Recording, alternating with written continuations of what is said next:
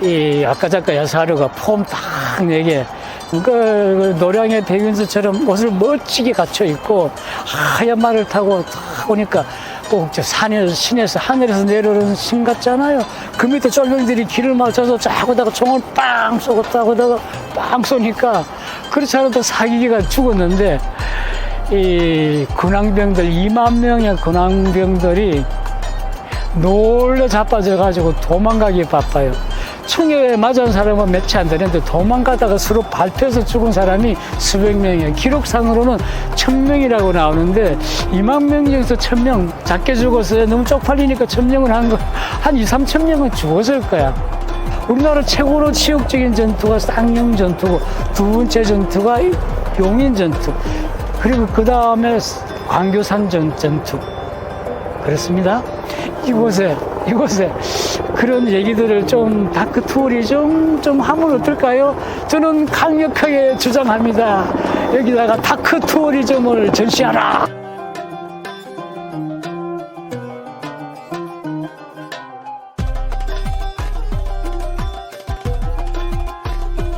신도시가 있는 광교 신도시.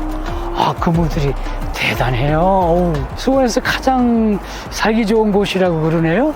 여기 뒤에는 수원 광교 박물관이 있고요. 여기서 한 3km 정도 가면은 광교산이 있습니다. 광교산에서 흘러오는 물이 아주 맑아요. 지금 방금 보니까 이만한 물고기가 이렇게 흐르고 있네요. 저는 오늘 이곳에서 용인 전투에 대해서 설명을 하려 합니다.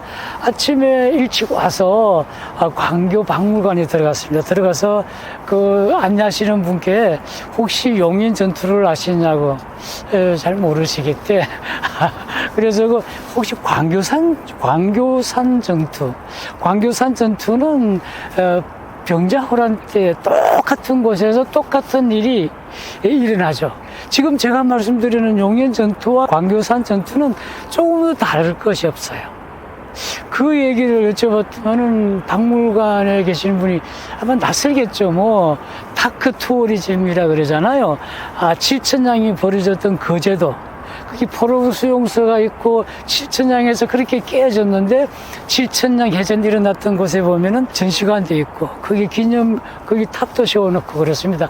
그걸 일명 다크 투어리즘이라 그래서 우리의 아픈 과거, 아픈 기억을 다시 한번 새겨보자는 뜻에서 어렵게 결정을 내린 거죠. 물론 그 다크 투어리즘 7천량 해전공원에서도 엄청나게 반발이 있었지만 지금은 많은 사람들이 찾는 관광지가 됐답니다. 광교 박물관 안에 정도만큼은 용인 전투, 광교산 전투, 쌍용 전투라고 그러죠. 우리나라에서 가장 치욕적으로 일어났던 쌍용 전투, 그것도 똑같이 1637년도에 병자호란 때 일어났던 일이죠. 이 광교산 전투도 물론 병자호란 때 일어났지만 그런 다크리즘을 해서 박물관에 전시를 하면 어떨까 하는 게 제 개인적인 생각입니다. 그래서 이곳에서 아무리 둘러봐도 용인 전투에 대한 흔적이 하나도 없어요. 용인 전투는요 많이 창피하죠. 5월 4일 날 개성으로 도망갔던 선조가 하삼도라고 했으면 양호, 호남, 호서, 충청도, 전라도 그리고 경상도에다가 공문을 보냅니다. 각 관찰사들에게, 지금으로 얘기하면 도지사들에게 한양을 수복하라. 선조 또라이 아니야. 지금요 경상도 김수는 도망 다니느라고 자기 밑에 몇 명인지 몰라요. 한 수십 명, 많아봐야 100명, 200명 정도밖에 안 돼요. 김수를 따라다니는, 경상도지사를 따라다니는 병졸들 해봐야 한 200명도 안 돼요. 경상도가 난리가 났죠. 충청도는 그 검산 그쪽이, 영동 그쪽에 한참 붙고 있어요. 청주성이 어쩌니 저쩌니. 이 윤성각은요 그쪽에 신경 안 쓰고 저기 개성에서 그것도 5월 4일 날 선조가 직접 썼을까요? 썼겠죠. 그 한마디에 여기저기 막 군 침직령을 내려서 겨우겨우 8,000명을 모집합니다. 윤성각은 충청관찰사 윤성각은 기록에 페이지 14번째 페이지 3에 정확하게 용인 전투에 참여했던 그 기록들이 쫙 나와 있어요. 그리고 전라도 관찰사 이광, 웅치 이치 전투 때, 금산성 전투 때 자기는 더 못하겠다. 권율에게 정권을 맡기고 고경명 어병장이 군왕병으로 가던 길을 그리 가지 말고 금산성으로 가서 싸워라. 이 명령을 내리신 거룩하신 이광, 전라도 순찰사 이광이 10,000명을 모집합니다. 그때 그 당시에 모집한 게 최선이었죠. 5월 4일날 지시가 떨어졌는데 이 세 사람은 5월 말까지 온양에서 만나기로 합의를 합니다. 온양에서 만났어요. 김수가 이 딸랑이에요. 딸랑이. 내가 볼 때 아무래도 딸랑이야. 경상도 거기 곽조도 바쁘고 다 바쁘잖아. 곽조를 잡아다가 죽이라고 김수가 공문을 보내고 난뒤 곽조는 나 모르겠다. 지리산이나 들어갈란다. 그러고 있는 판에 김수는 선조가 부르니까 딸랑딸랑 예 그러면서 겨우겨우 한 뭐 수십 명밖에 안 될 거야. 수백 명은 안 될 거야. 그렇지만 그걸 다 합쳐서 20,000명이라고 합니다. 그런데요, 인터넷이라든지 모든 기록들에 보면은 창피하게도 5만, 어떤 기록은 지금 방금 나온 누리를 봤는데 5만에서 10만 명이래. 야, 그 정도 병사 모았으면야, 아유, 그 정도 다이다 이러고 그냥 일본군하고 쳐가지고 이기지. 그렇게 모을 병사 없었어. 걔들 먹을 살릴 힘이 어딨어. 그 정도 병사 모았으면은, 아유, 내가 선조 같으면은 각자 집에서 열심히 싸워서 일본군을 무찌르라. 이게 옳은 결정 아니었나? 옳은 지시가 아니었을까요? 좀 그 부분이 좀 생각이 드네요. 하여튼 군왕병하고 선조가 나를 구하라. 지는 도망가기 바쁜데. 그래서 6월 5일날 이곳에 광교산 바로 밑에 여기 20,000명이 50,000명, 100,000명 같으면 여기 들어올 때 아유 윤승각이 쓴 얘기가 맞아요. 왜냐하면 직접 자기가 기록을 그 뒤에 난중 잡록이라든지 여기저기 갔다 온 사람들이 뻥을 튀기죠. 보니까 광화문 앞에 경찰 추산 200,000명, 주최자 주색 1,000,000명 이런 얘기죠. 병사가 갔다 온 병사가 여기저기다가 소문을 내고 막 전설을 만들어냅니다. 우리가 갈 때 한 10만 명 정도는 될 거야. 10만 명이 무지무지한 인원이에요. 10만 명 모아봐요. 이 넓은 들판에. 그때 와카자키 야스하로 여러분 아시죠? 한산, 김현민 감독이 만든 한산에서 와카자키 야스하로 이순신 그러다가 깨지고 난 뒤에 한산도로 숨어 들어가서 거기서 먹을 게 없어서 미역 먹고 겨우겨우 끼니 때우다가 저 나라 가서 지금도 자기 후손은 한산대첩에서 일어났던 그날 아직도 미역국을 먹는다는 와카자키 야스하루가 흰 백마를 딱 타고 검은 철가면을 딱 쓰고 나타나죠. 1,600명의 와카자키 야스하루 군대가 저 앞에 광교산에서 딱 지켜보고 있습니다. 보니까 이 이광이라는 전라 순찰사가 이 사람은 문관이에요. 병조를 다루는 법도 모르고 그냥 오라 하니까 가는 거야. 가자. 그러니까 권율이라든지 중위 부장급 되는 사람들 정기룡 장군도 있고요. 그런 유명 황진 장군도 있고 그분들이 이 당시에 참전했었어요. 중급 정도의 지휘관으로 참전했죠. 그럽니다. 그렇게 무턱대고 가면 어떡해요? 진도 맞추고 훈련도 좀 받고 작전도 좀 쌓아야지. 이광은 그럽니다. 하루라도 빨리 가서 우리 왕께서 목매어 기다리시는데 여기서 지체할 일이 어딨냐. 빨리 가자. 남들이 볼 때 양떼 몰듯이 병졸들도요 강제징집용이잖아요. 강제징집용. 나이 되는 놈 다 나와. 집에서 농사 짓다가 전쟁 났다 그러니까 숨어서 어쩔 줄 모르는데 끌고 나와서 줄 맞춰서 아니야 뭐 도망갈까봐 이 양떼 모는 개처럼 몰아가면서 이게 전투하러 가는 기본 자세가 아니잖아요. 그러니까 그 부장들이 그렇게 권율이라든지 정기룡 장군 같은 부분이 그런 얘기를 하죠. 그렇게 하지 마라. 이광은 또라이예요. 물론 학문적으로 선비겠지만은 전투 경력이 전혀죠. 그분들 다 우리나라 임진왜란 때 전투 지휘자들, 총지휘자들 대부분 문관이에요. 그 후에는 이제 어병장들이 대부분 지휘자가 되지만은요. 초창기는 그랬어요. 오로지 딸랑딸랑 하면서 여기서 딱 갔는데 쭉 가보니까 이 왜군 1600명도 병대를 보니까 2만 명 그러니까 너무 많은 거야. 깜짝 놀랐어. 그래서 초창기에 5명을 죽였어. 5명을 죽이니까 신나는 거야. 일본 놈들 별거 아니구만. 이 경상도 놈들 뭐 했냐. 야, 김수야, 너는 뭐 했냐. 쟤들 보니까 별거 아니구만. 내가 5명 죽였잖아. 그래서 우르르 쫓아갑니다. 이게 병법에 나옵니까? 이게 병법에 나와? 이런 병법 없잖아요. 5명 죽으니까 쫓아가라. 이게 저희 손자병법에 나오는 얘기 아니잖아요. 쫓아가니까 아니나 다를까 매복 걸려가지고 작사를 합니다. 초창기에 한 수백 명이 죽죠. 그래서 기세가 확 꺾여갖고, 그날 저녁은 그대로 끝나고, 이 정도의 진이 날 거여서 그냥 그 보따리 하나 들고 온 놈들인데 아침을 끓여 먹을 때 어떻게 끓여 먹었을까? 아침 준비를 하고 있는 판에, 이 아까자까 야사르가 폼 딱 내게 백윤섭처럼 그 노량의 백윤섭처럼 옷을 멋지게 갖춰 입고 하얀 말을 타고 딱 오니까 꼭 시내에서 하늘에서 내려오는 신 같잖아요. 그 밑에 쫄병들이 길을 맞춰서 쫙 오다가 총을 빵 쏘고 딱 오다가 빵 쏘니까 그렇지 않아도 사기기가 죽었는데 이 군항병들 2만 명의 군항병들이 놀래 자빠져가지고 도망가기 바빠요. 총에 맞은 사람은 몇이 안 되는데 도망가다가 서로 밟혀서 죽은 사람이 수백 명이에요. 기록상으로는 1000명이라고 나오는데 2만 명 중에서 1000명 작게 죽었어요. 너무 쪽팔리니까 1000명을 한 2, 3천 명은 죽었을 거야. 그냥 다 흩어져가지고 각자 자기 고향으로 돌아갈 때 나 관군인데 그때부터 관군의 신뢰성은 제로입니다. 아무도 관군을 믿으려 하지 않아요.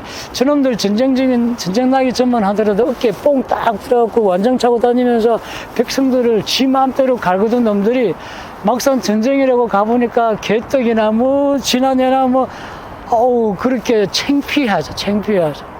그때부터 사람들은 관군을 응시를 안 합니다. 관병으로 오라 그러면 다 어병으로 와요. 나 관군 아니야. 찔빵한 관군 아니야. 그때부터 호남, 호서 지방에서 어병이 창의하기 시작합니다. 하나의 결정적인 계기가 되긴 했죠. 그리고 나서 선조는 평양성으로 도망가죠. 평양성에 도망가서 가만히 보니까 자기를 구하러 왔다는 5만 명, 그때 누군가 그랬죠. 왕이시여 밑에서 5만 명 내지 10만 명이 왔는데 선조가 빵빵히 힘이 좋았지. 깨지기 전만 해도 10만 명이 온답니다. 선조 그래 그러다가 깨졌습니다. 그러니까 빨리 도망가자. 그래서 평양성에서 자기는 오로지 하나 조건이 있었어요. 사람들이 광해에게 왜 분조라는 거 뭐예요? 일단 관리 임명권을 줘요. 이것이 왕이 가진 가장 큰 권력 아닙니까? 그리고 포상권을 줘요. 이러면 다 준 거예요. 제가 볼 때 다 준 거예요. 그렇잖아요. 그걸 분조를 만듭니다. 분조를 줍니다. 지금도 많은 학자들이 왜 분조를 갑자기 느닷없이 광해에게 분조를 줬는가 잘 이해를 못해요. 선조는 자기만의 생각이 있겠죠. 나는 요동으로 간다. 내가 요동으로 갈 때니까 나는 갈 테니까 너희끼리 알아서 해. 이 뜻이죠. 평양 갈 때까지만 해도 100여 명 따라다녔는데 이제는 50명도 안 돼. 밥도 못 얻어먹어. 거지처럼 가면서 무슨 생각하겠어요. 요동 간다. 요동 가면은 압록강 건너가면은 명 황제께서 나를 극진히 반길 것이다. 그러면 나는 북경까지 간다. 이 외놈들 기세를 보니까 북경까지 쫓아올 것 같다. 그러면 나는 북경에서 명나라 황제하고 같이 중국의 남쪽으로 피신할 것이다. 혼자 막 돌아버린 거죠. 그래가지고 분조를 허락한 것 같아요. 그렇게 보는 시각도 있고 제 생각도 그래. 아니면은 선조가 자기 권력을 절대 노후리 하지 않죠. 6월 14일 날 광해의 분조가 출발합니다. 6월 15일 날 평양성이 함락되죠. 그렇게 잘 지어놓은 철옹성. 우리나라 임진왜란 초기에 보면 그 아까운 성들, 왜군을 막으려고 그렇게 보수를 하고 쌓아놓은 성들이 다 손쉽게 다 넘겨줍니다. 그냥 너 가져라 다 줘버리죠. 그리고 나중에 평양성을 수복하려고 얼마나 많은 병사들이 죽어요. 얼마나 고통을 4번이나 해가지고 4번째 겨우겨우 명군들이 포를 쏘아가지고 겨우겨우 쫓아내죠. 그렇게 이 분조가 형성이 됩니다.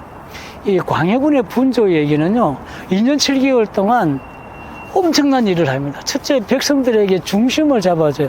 우리 왕은 어디 갔을까? 아무도 왕이 어디 갔는지 뭐 명령서 체계도 안 돼요. 뭐라고 올리려는 조정이 없으니까 어떻게 할까요? 답이 없어. 그 자기 마음대로 행동했다가는 정렬의 난처럼 지 마음대로 했다고 나중에 또 죽을까봐 관리들도 꼼짝을 안 해요. 그래서 이 광해분조가 한경 원래 서북 쪽은 변방이라 그래서 관리 등용이 안 됐어요. 상당히 차별이 심했던 거죠.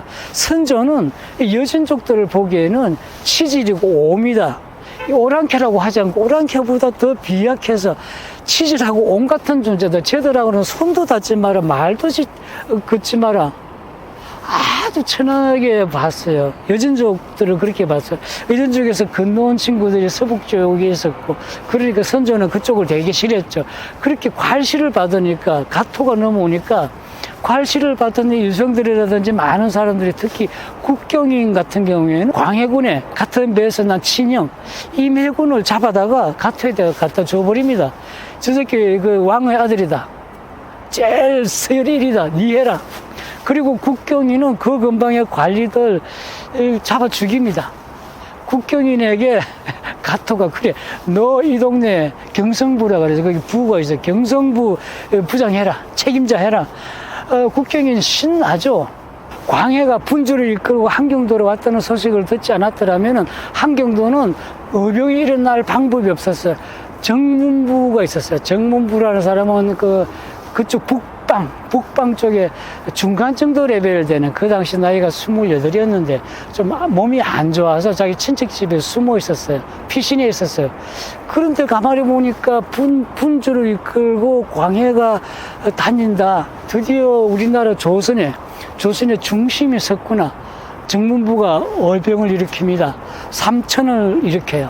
그것도 조선이 왜군에게 싸우겠다는 의기가 같은 국가니까 내 집을 쳐들어온 가토 일본군을 무너뜨려야 되겠다는 생각이 있던 분들이 많죠.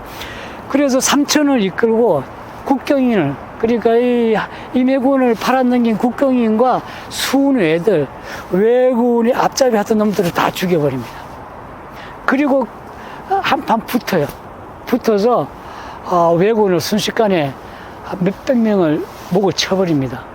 우리 의병들 싸움 잘하죠. 그분들이 관군이었을까요? 아니면, 하긴, 그쪽은요, 여진과 끊임없이 전투를 하던 전투병 출신들이죠. 그렇죠. 그 관군들이 누구예요? 육군은 북방이 있었고, 수군은 남쪽에 있었고, 딱 절반, 50% 군세가, 수군이 45% 정도 되죠. 5%는 한양 방비하는 그 군대니까. 우리나라 전체가 그렇으니까 북방은 군세가 상당히 셌었죠. 끊임없이 여진족과 싸우러 다녔으니까 그 사람들의 기량은 대단했죠. 순식간에 이거 왜군 500명이 목을 쳐버립니다. 그러니까 가토가, 어이구, 또 이놈들 보통 놈 아니네 그러면서 성에 딱 처박힙니다. 그때 가토가 갖고 있던 때냐면은 일단 먹을 게 없어요. 한경도 가면은 자기가 엄청나게 배부르려 거기서 땅을 지배하면은 먹을 거 있겠다, 먹을 거 없어요. 추워요. 왜군들이 가장 많이 죽은 이유가 추워서 얼어 죽어요. 왜냐면은 방비를 안 해왔어요. 한경도는 또 얼마나 추워서 얼어 죽어요. 병 걸려. 이게 우리 편 아니야. 나무 땅이야. 나중에 가토가 깨지고 한양으로 돌아올 때 절반이 죽어요. 거의 다 얼어 죽어. 정문부는 그냥 가만히 지켜보기만 해도 돼. 하지만 그게 북방 대첩이라고 북관 대첩 크게 한 번 해가지고 정문부가 가토 군사를 상당히 죽여버립니다. 도망왔는데 여기 한양에 도착했을 때 고니씨가 가토를 보니까 고소해 죽겠어. 고니씨 자기도 평양성에서 도망오면서 많이 깨졌지만은 가토를 보니까 이게 볼장 다본 놈이야. 16만 명이 왔잖아요. 가토와 고니씨 군대 이렇게 해가지고 한양에 모인 놈이 절반밖에 안 됐어요. 분주가 갖고 있던, 분주가 이끌은 그렇게 많은 공을 이뤘지만은, 광해가 그런 많은 공을 이뤘지만은, 광해군 일기에는 누가 썼어요? 인조반정을 일으킨 서인무리들이 썼어요. 단 한 줄도 분조가 어떤 일을 했고 그래서 임진왜란에 큰 기폭제가 됐다. 그때 한경도에서 정문부가 일어나지 않았더라면은 이 광해는요 엄청나게 위험한 곳으로 쫓아다니면서 김천일 의병장 아시죠? 진주성 전투 2차 전투에서 돌아가신 분, 그분이 강화도에다가 중간에 정보를 모집해서 정보 전달책, 김천일 이분도 참 큰 박수를 받으실 분이야. 이런 위대한 분들이 임진왜란 때 찌질이들도 되게 많았지만 그분들도 참 많았었어요. 용인 전투와 분조에 대해서 말씀을 드렸는데, 이게 광교산 전투라든지 쌍용 전투, 우리나라 정말 다크 투어리즘의 대표적인 지역이에요. 이 넓은 곳에 특히 이 광교 박물관 이 정도면은 저 같은 사람이, 많은 사람이 찾아가서 여기서 이런 일이 있었구나. 그리고 딱 50년 뒤에 1637년에 여기 병자호란이 일어났을 때 이곳에서 똑같이 인조를 구하려고 인조가 명을 내려 하삼도에, 경상도, 전라도, 충청도 하삼도에다가 명령을 내려 군왕병을 모집해서 올라와서 나를 구하라.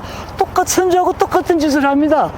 똑같이 올라오다가 여기서요 광교산 전투에서 그냥 박살납니다.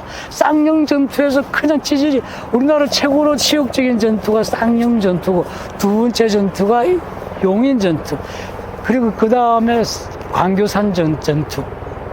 그렇습니다. 이곳에 그런 얘기들을 좀 다크 투어리즘 좀 하면 어떨까요? 저는 강력하게 주장합니다.